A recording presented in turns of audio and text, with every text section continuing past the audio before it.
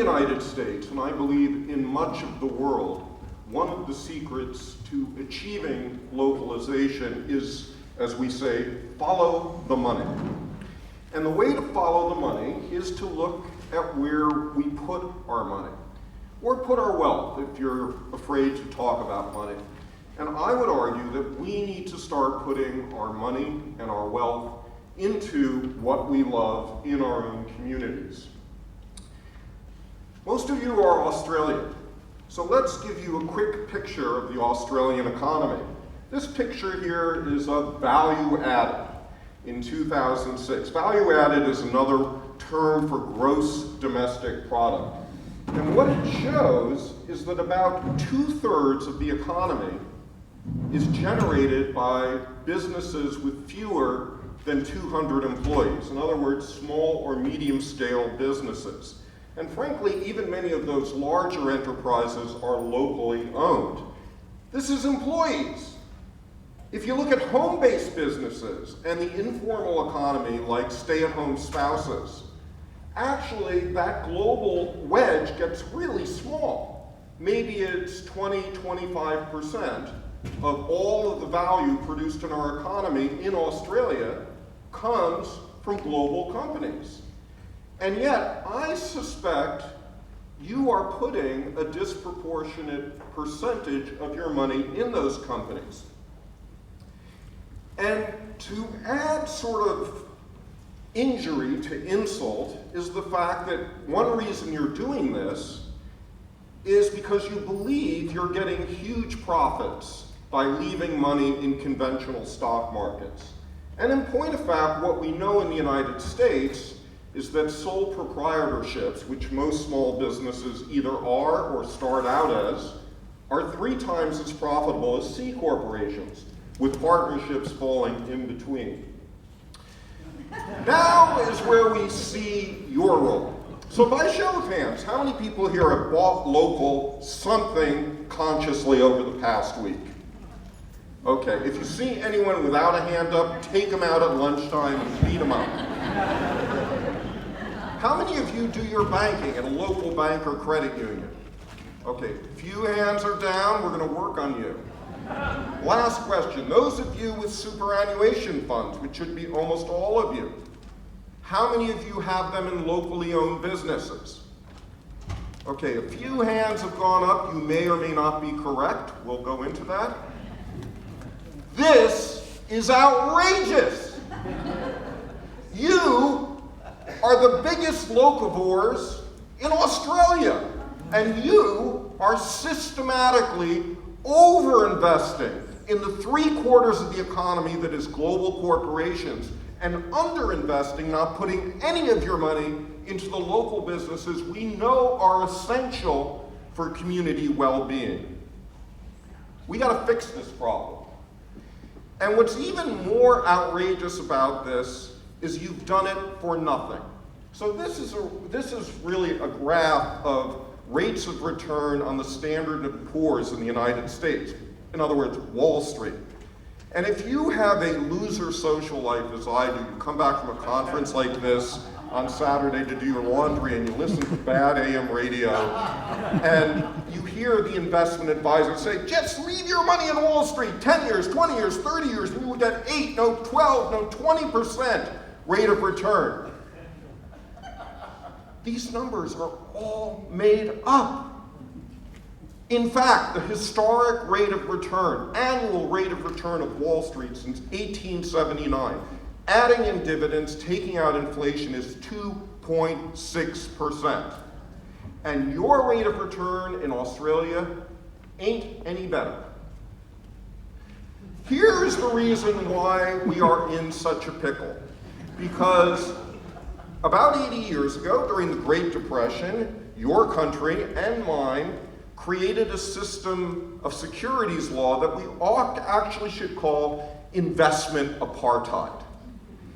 And what investment apartheid means is that if you are in the top 1% of wealth, this guy, the accredited investor, you're allowed to put any money in anything, no questions asked. If you're in the other 99%, you can only put $1 into a local business, if you have had an attorney produce a thick document called a disclosure document, which is often written in 8-point font, all caps. No human being has ever been observed to read these documents. And as you read through, every page says, you will lose everything. You will lose everything.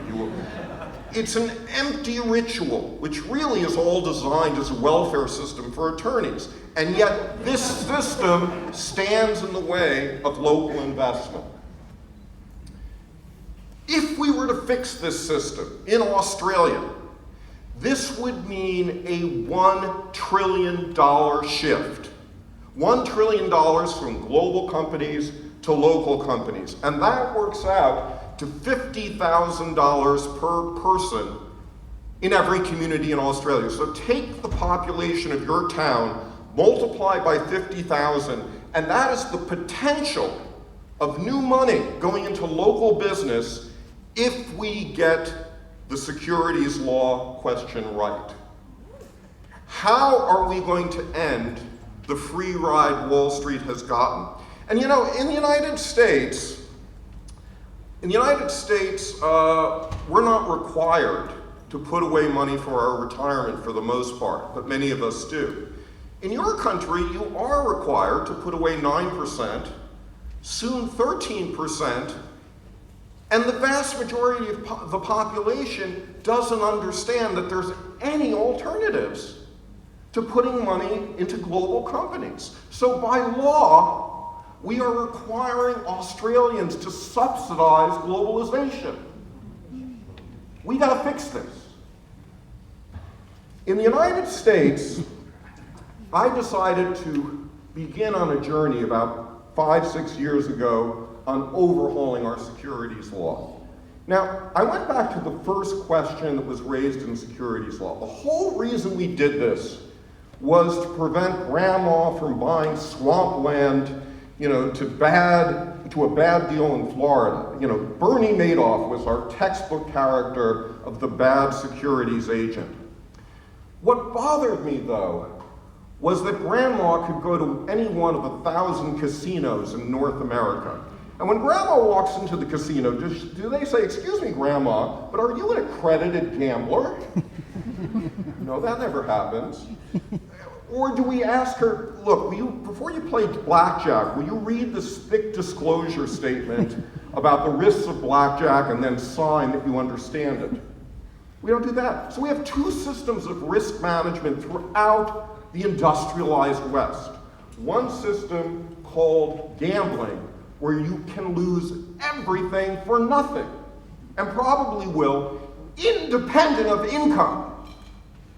And another system called investing in your local economy to create jobs, and we say, sorry, unless you pay off attorneys $50,000, $100,000 for a useless disclosure statement, you can't play. Something was very wrong with that system.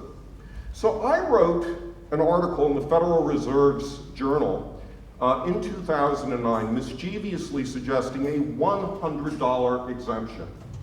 Any person could put $100 into any local business, no questions asked, no legal paperwork. To me, $100 is no more risky than a Chinese dinner for two at a new restaurant. And yet we don't require the Chinese restaurant to do $100,000 of disclosure work before they open their doors. Well, what did the SEC do with this? They didn't do anything, and then some friends of mine wrote a rulemaking petition. Hundreds of people wrote letters in support of this. And then what did the Securities and Exchange Commission do? Nothing. 2 years later, 2011, they were brought before the Republican-run Government Operations Committee. The chair of the SEC, Mary Shapiro, was asked, whatever became of that $100 exemption? And she kind of twisted in her seat uncomfortably and said, well, we get these ridiculous proposals for reform all the time, and maybe we'll form a committee in a few months. The committee went ballistic. U.S. unemployment at that point was 9%. This was a no-brainer proposal to bring money into the only businesses we know that can create jobs. and she was just saying, we're going to foist it off on a committee in a few years. This congressional committee voted unanimously, and I mean Tea Party Republicans and Occupy Democrats. They voted unanimously, not for a $100 exemption, but for a $10,000 exemption. Well, this went to the Senate. It was debated a few months, and this guy, some of you recognize him, said, get it done. It got whittled back to $2,000, but the result is that now any American, independent of income, can put at least $2,000 per company per year into local business with very little legal paperwork. We legalize local investment.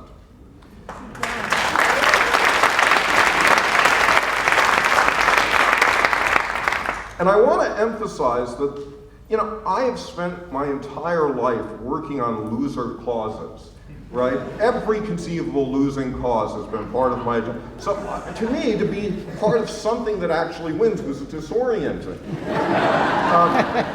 And it's a reminder that if we take ourselves seriously, this can and should happen in Australia. This is my second trip here in 4 months talking about this around the country. You are primed for this kind of overhaul of your security system as well. And the key is to build partnerships left, right, and center, all of whom understand that these old laws need to go away. I believe we are on the precipice of a huge investment revolution. The shift that ought to happen in the United States is not $1 trillion. It's $15 trillion. And I try to imagine what will happen when the first $1 trillion moves from Wall Street to Main Street. Well, as the demand for Wall Street securities goes down, their prices begin to drop. And as the demand for local securities goes up, their prices get better. And investment advisors say, my God, there's something to this localization thing. You maybe should start putting your smart money into these local businesses. So then the next trillion moves, and another, and another. This could happen very quickly. This could be the most significant shift of capital in human history. And if we accomplish this, localization will not be just a dream, but it will be the new global order that we own. Thank you very much.